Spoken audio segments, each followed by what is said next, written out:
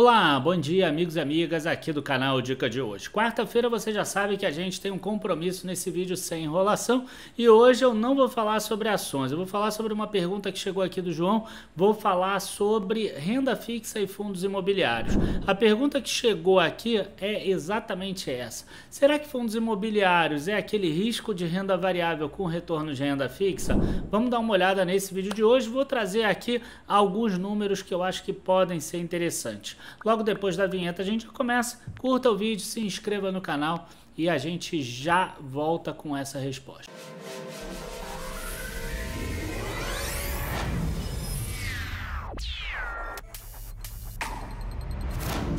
Bom, gente, antes de mais nada é importante a gente entender que existem vários tipos de renda fixa, né? E aqui eu posso separar elas em três grupos. Eu posso separar na pós-fixada, na pré-fixada e naquelas indexadas a algum índice.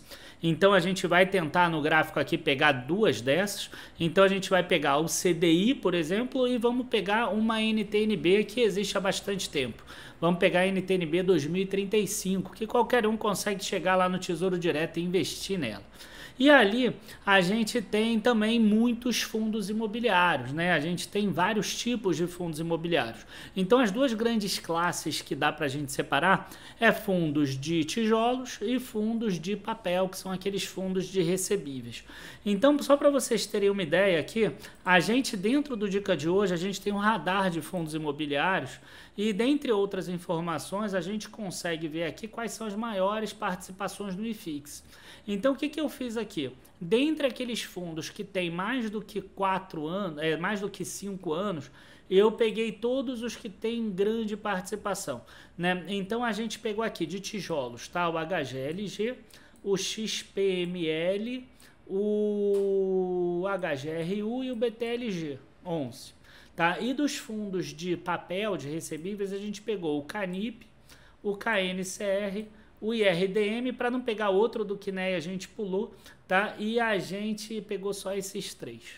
Tá? Eu tinha pego o HCTR também para ficar bonito, né, no gráfico, assim, no sentido de mostrar a queda, mas só que ele não tinha histórico desde o início de 2018, então a gente acabou tendo que descartar. Então acabaram ficando 4 fundos de tijolos, 3 fundos de papel, e a gente vai conseguir entender um pouquinho mais com relação a eles. Antes da gente passar para o gráfico, acho que vale a pena a gente falar que a gente está na nossa 5ª semana da Black Friday, e essa semana é uma semana muito especial, porque tem dois produtos que eu gosto muito, tá? Um deles é a nossa carteira de Small Caps. Nossa carteira de Small Caps, que no final do vídeo eu posso mostrar aqui o retorno dela. Nesse ano, a gente está com 42% contra 12 ou 13% do índice Small Cap. A gente está realmente voando, está sobrando em relação ao índice, como a gente imagina que vai ser em cenários que a bolsa suba, né? Em cenários que a bolsa caia, também é uma carteira que tem mais volatilidade. E a outra é exatamente o extremo oposto, aquela pessoa que quer buscar renda, né? O renda total. Ou seja, a gente tem 3 assinaturas que tem o grande objetivo de gerar renda para você, de você que gosta de dividendos, você que gosta de proventos de fundos imobiliários, você que gosta de dividendos no exterior. Você tem essas 3 assinaturas num preço muito mais em conta, tá? Então, separadamente, você iria pagar R$ 891, agora você está pagando R$ 637. Os nossos links da Black Friday estão aqui na descrição do vídeo, então não perca essa oportunidade. Por exemplo, em fundos imobiliários, você vai passar a receber diariamente esse radar aqui de fundos imobiliários, além de relatórios, carteiras recomendadas que você vai copiar exatamente aqueles ativos lá. Mas vamos passar aqui agora sim para o nosso gráfico que a gente estava querendo mostrar aqui. Para vocês terem uma ideia, a linha aqui do CDI, ela parece meio óbvia, né? Que é aquela linha que vai em linha reta direto. Então, o amarelinho aqui. A linha da NTNB, claro, tem um risco maior porque você está investindo para longo prazo a renda fixa. Então, ela está aqui em cima. Quer dizer, se você pegar uma renda fixa de 2035, você ganhou mais do que o CDI nesse período de 2018 para cá. Agora, você vê aqui que fundos imobiliários, todos esses 7 que a gente pegou, renderam mais do que o CDI.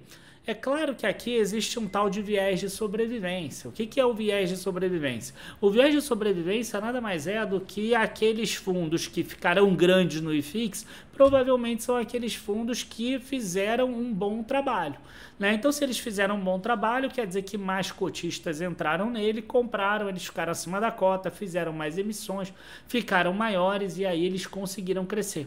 Enquanto isso, aqueles outros que não conseguiram crescer tanto, eles ficaram com participações pequenas ou até saíram do IFIX. Então, uma boa dica que eu dou aqui, você vê que ganha da renda fixa, é investir naqueles fundos maiores.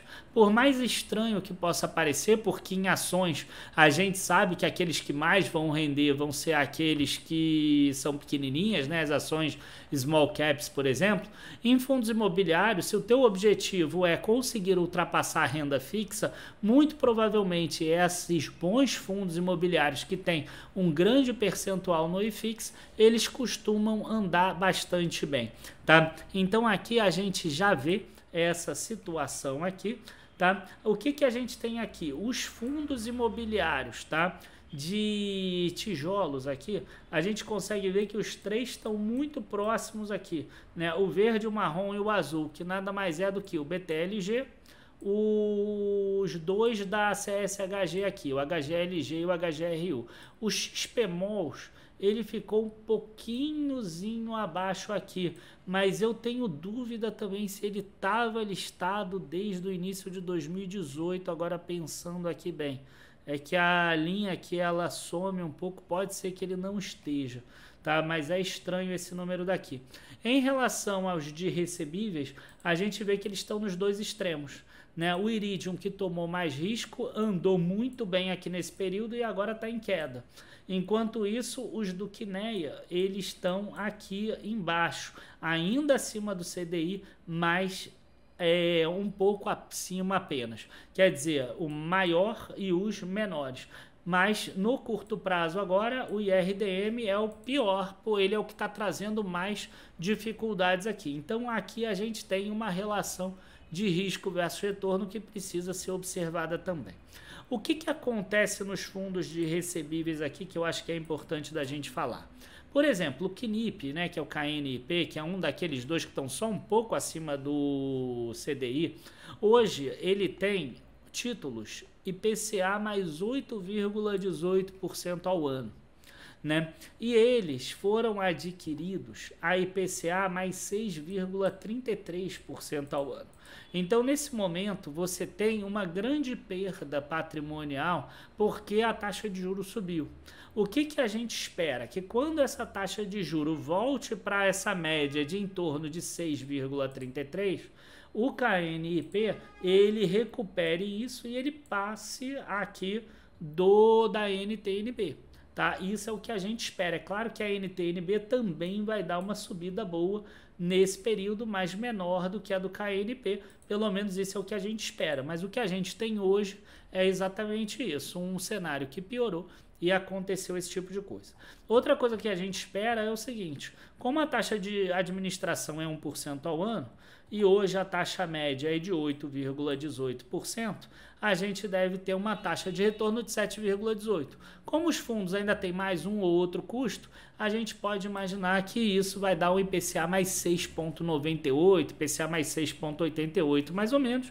E hoje a taxa do título público, né, ou da NTNB 2035, está em IPCA mais 5,5%. Então, não tendo nenhuma inadimplência, não tendo nenhum calote, não tendo nada disso, a tendência é que a gente tenha inflação mais 8,18 ou 6,88 líquido maior do que aquela NTNB. Claro que aí a gente não pode ter calote, não pode ter inadimplência, não pode ter erro da gestora, ou seja, faz uma emissão abaixo do valor patrimonial, faz uma emissão que é ruim para os cotistas, ou que fique muito tempo com dinheiro em caixa, enfim.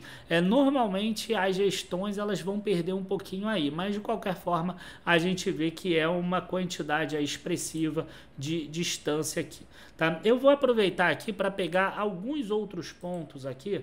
Vamos dar uma olhada aqui, ó. Se eu mudar esse 1/1 de 2018, por exemplo, para 1/1 de 2019. Menos do que isso eu não quero botar, porque aí seria muito menos do que 5 anos. Tá? Então, quando a gente pega aqui, ó, a gente já vê que tem um marrom aqui, ó, que é o Kinea abaixo do CDI. Né? Os outros todos ainda estão acima do CDI. Você vai ver que o XPMOL aqui ainda está aqui embaixo. Tá? Então, o XPMOL realmente ele rendeu só um pouco abaixo aqui, acima do CDI, abaixo da NTNB, e os outros a gente vê aqui que renderam mais. Agora, com relação ao risco de renda variável, a gente vê que é certo, né? A gente vê que tem altas e quedas mais fortes, mas não é nada tão distante aqui dessa alta e queda dessa NTNB aqui, né? São variações até mesmo similares aqui no todo, tá? Vou aproveitar aqui, vou tentar ver se eu consigo incluir aqui o HCTR agora nesse gráfico, para a gente dar uma olhada em um fundo que ainda é muito grande, mas que acabou tendo uma queda muito forte. Né? A gente vai ver que o HCTR é essa linha mais fina aqui, ó, que chegou a bater os outros, chegou a estar em primeiro, inclusive no início desse ano de 2023, e você vê que uma queda bem expressiva trouxe ele para baixo aqui do CDI.